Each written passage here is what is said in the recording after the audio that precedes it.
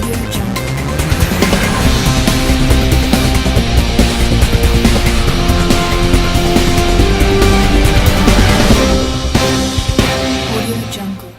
of the Bermuda Football Association, Mark Reed. Recently, the Bermuda Football Association held a meeting with a number of clubs to discuss increasing of night venues. We've all known over the years we've had this problem, especially with scheduling. And obviously, across the board, there's been some acceptance, I would say, as two fields have been identified as the association assisting with the putting up of structures to increase night fields. First of all, as the president of the Bermuda Football Association, can you enlighten us on the fields that were selected and what the process will be in order to move to the next step? Sure. Well, what I'll first do is just provide just a little bit of information and clarity around it. We actually called a special Congress meeting for the Congress to be apprised of and approve infrastructure projects, two of which were floodlights at two grounds. The other projects centered around the Clyde Bass Center of Excellence. We want to secure the property. We want to do some works below us on the ground floor, where there's what we call the breezeway, but there's a area that can be excavated and expanded to expand the room for our technical team. So there was several projects that were discussed at the meeting. I myself recused myself from the meeting because PHC is involved in that. So it was myself and Sharice Bean, who sits on the executive. We both recused ourselves from the meeting, so I don't know the details. I can't even tell you what the end vote was or any of the discussion. But what I do know is that the Congress approved night fields at PHC and at Bernards Park, North Village, which we're progressing through with FIFA 3, FIFA Forward program. What time frame are we looking at, if any, in early talks of when these two fields can come online possibly? Again, I have no idea.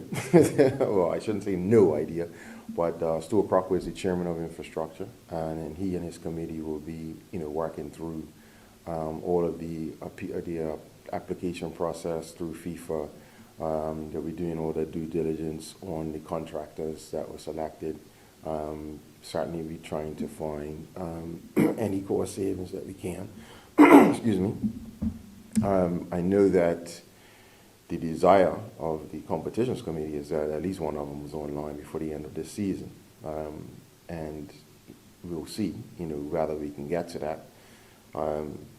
It's been a long and hard haul with what we used to have 3, then down to 2, and turning the Clyde Bass Center Excellence into a match venue, which it's not, and even using the National Sports Center more than we would like.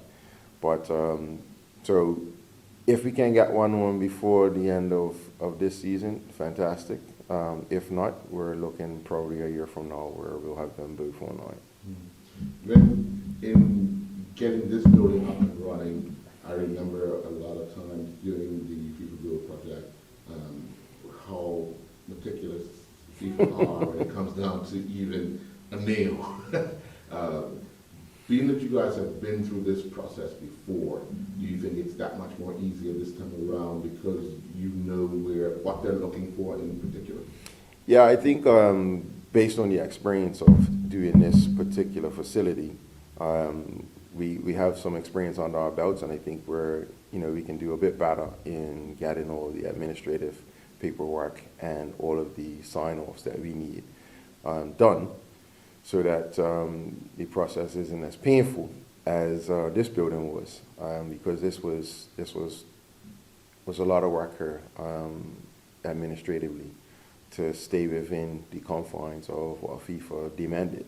And as you know, FIFA made quite a bit of changes to protect football itself, and certainly the MA is just like Bermuda from any sort of nefarious activity. So we have quite a few I's to dot and T's to cross, but I think through our facilities team, through our infrastructure team, through David Sabir, and certainly through our financial control, I think we've got a team of people that can get it done.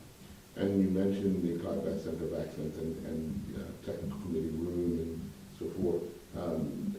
How is that looking as a possible venture in the next year or two? Well, in the short term, we want to secure the property. We want to secure the playing surface. Right now, it's a bit of a community field, which doesn't bode well for the national training complex. So we want to do that, and that's going to be in short order. For me, it will be tomorrow, but and certainly for Maurice Lodi, Technical Development Director, and the National Academy coaches, it should be tomorrow. But we'll get it done. Hopefully, we'll get it done before the end of this year. We do have to excavate below us, behind the changing rooms, have a look at what space we have back there, and decide what we want to do with that area.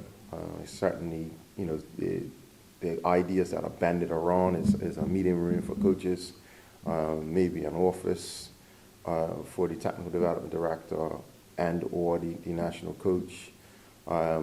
We certainly need more storage here. Which we have to work through. We've got to buy some equipment to maintain the surface, so we need to be able to store that somewhere.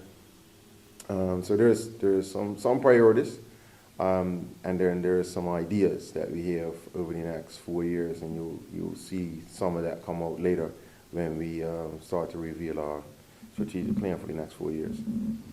On the horizon, near horizon, is the AGM. In a matter of weeks, I think. No. If I'm not mistaken. Days. Yes, days. It should be Thursday, right? Thursday. Anything you wish to enlighten? Because although your partners are the clubs, the public are a major stakeholder in football as well. What can one expect to hear out of that come after Thursday? If there's anything you could share beforehand. Well, I certainly don't want to share too much beforehand. Like you said, the our full members are our stakeholders, and they should hear whatever information we have for the AGM. They should hear that first. But generally speaking, you hear all the reports from the previous year, where we'll talk about what we've done in each committee. We'll talk about where there's improvements that we should make. And certainly we'll start to talk about the next year.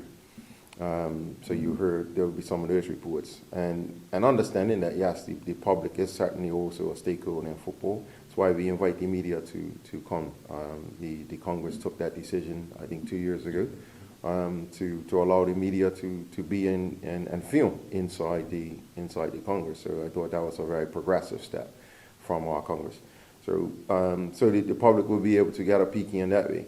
And the annual Congress really, for me, is more reporting than anything else. There isn't any groundbreaking, earth-shattering stuff that happens mainly throughout the year. But it's a way to see how we work. How our committees work, how our Congress works. Audio Jungle.